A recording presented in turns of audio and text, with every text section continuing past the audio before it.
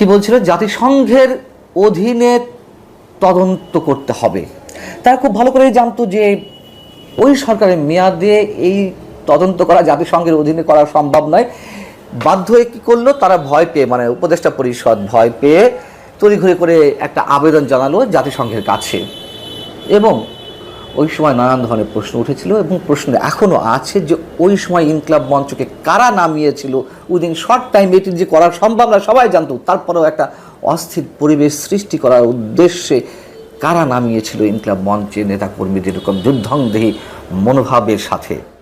এই 6 দফা দাবির মধ্যে রয়েছে যে আসামিরা কীভাবে এবং কাদের মদদে সীমান্ত পাড়ি দিল, স্থানীয় জনগোষ্ঠী নাকি আইন শৃঙ্খলা রক্ষাকারী বাহিনীর কোনো কোনো সদস্য, এমনও প্রশ্ন তোলা হয়েছে। কিন্তু উপদেষ্টা পরিষদের সময়ই তো এই অভিযুক্ত আসামিরা পালিয়ে গিয়েছিলেন, তাদেরকে দায়ী করা হচ্ছে না, কেন করা হচ্ছে না? এবং আমরা শুনতে পাই, এর আগেও আমি আপনাদের বলেছি যে অনেকে বলেন যে উপদেষ্টা পরিষদের কেউ কোনো সদস্য বিশেষ একটি শক্তির সঙ্গে চক্রান্ত করে নির্বাচন যাতে বিলম্বে করা যায়, অন্তর্বর্তী সরকারের মেয়াদ যেন আরও দীর্ঘায়িত করা যায়, ক্ষমতা আঁকড়ে রাখার জন্য নানান ধরনের ষড়যন্ত্র চলছিল এবং ইউনিট সরকারের পতন ঘটিয়ে একটি বিপ্লবী সরকার গঠন করা হবে এমন উদ্দেশ্যে, এমন অস্থিতিশীল পরিবেশ সৃষ্টির একটি উদ্দেশ্য ছিল, যার মাধ্যমে এবং যেই প্রক্রিয়ার অংশ হিসেবে হাদি হত্যাকাণ্ড নিয়ে একটা তুমুল অস্থিরতা সৃষ্টির চেষ্টা করা হচ্ছিল। এবং পরবর্তীতে এসে যে 6 দফায় বলা হলো আগামী 15 কার্যদিবসের মধ্যে যদি আসামিদের দেশে ফিরিয়ে এনে বিচারের মুখোমুখি করা না হয় তাহলে ঢাকাসহ সারা দেশে দুর্বার আন্দোলন গড়ে তোলা হবে। এখন তারেক রহমানের নেতৃত্বে যে বিএনপি সরকার, সেই সরকারকে অস্থির করতে সংসদ এবং সংসদের বাইরে কারা হুঙ্কার হুঁশিয়ারি ছাড়ছে 1 মাস যেতে না যেতেই সরকার গঠনের, তাও তো আমরা জানি। সরকার গঠনের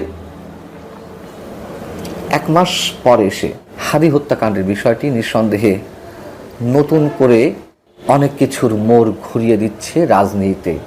বিষয়টি হচ্ছে যে হাদি হত্যাকাণ্ডের পরপরই ইনকিলাব মঞ্চের পক্ষ থেকে দাবি জানানো হয়েছিল বা তারা সন্দেহ পোষণ করছিল, খুব জোরালো সহকারে ওপেন তারা বলছিল যে মির্জা আব্বাসের নেতৃত্বে এই হত্যাকাণ্ড ঘটানো হয়েছে অহেতুক। আমরা সবাই জানি কীভাবে মির্জা আব্বাসকে চরম মানসিক একটা যন্ত্রণার মধ্যে রাখা হয়েছিল, তাকে আক্রমণ করা হচ্ছিল, মব ক্রিয়েট করা হচ্ছিল তার উপরে, সেই সব বিষয় আমরা জানি। আবার আমার হচ্ছে যে আওয়ামী লীগ করিয়েছে, ফ্যাসিবাদী দল আওয়ামী লীগ এই হত্যাকাণ্ডের সঙ্গে জড়িত।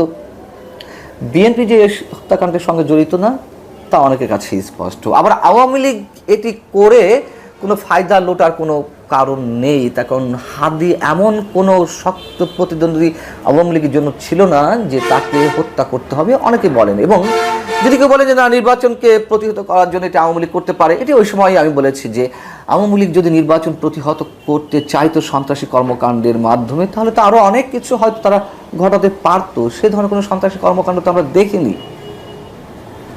তাহলে কোন বিশেষ শক্তি আর বাকি থাকছে নানান ধরনের ষড়যন্ত্রের জাল বিস্তারের জন্য হাতিকে হত্যা করতে পারে? অনেকের কাছে এই বিষয়টি স্পষ্ট হতে পারে। এবং ইনকিলাব মঞ্চে যে 6 দফা দাবি শেষ পর্যায়ে এসে মধ্যরাতে আমাদের সামনে উপস্থাপন করা হলো, সেটিও আমাদের সেই সব সন্দেহের সঙ্গে অনেকখানি মিলে যায়। ইনকিলাব মঞ্চের নেতাকর্মীরা তারা নিজেরা ব্যবহৃত হচ্ছে না, তাদেরকে ব্যবহার করা হচ্ছে, নাকি তারা বুঝে হোক না বুঝে হোক এগুলো করছে, সেসব নিয়ে অনেক প্রশ্ন ওঠাটা খুবই স্বাভাবিক। ভালো থাকুন, আল্লাহ হাফেজ।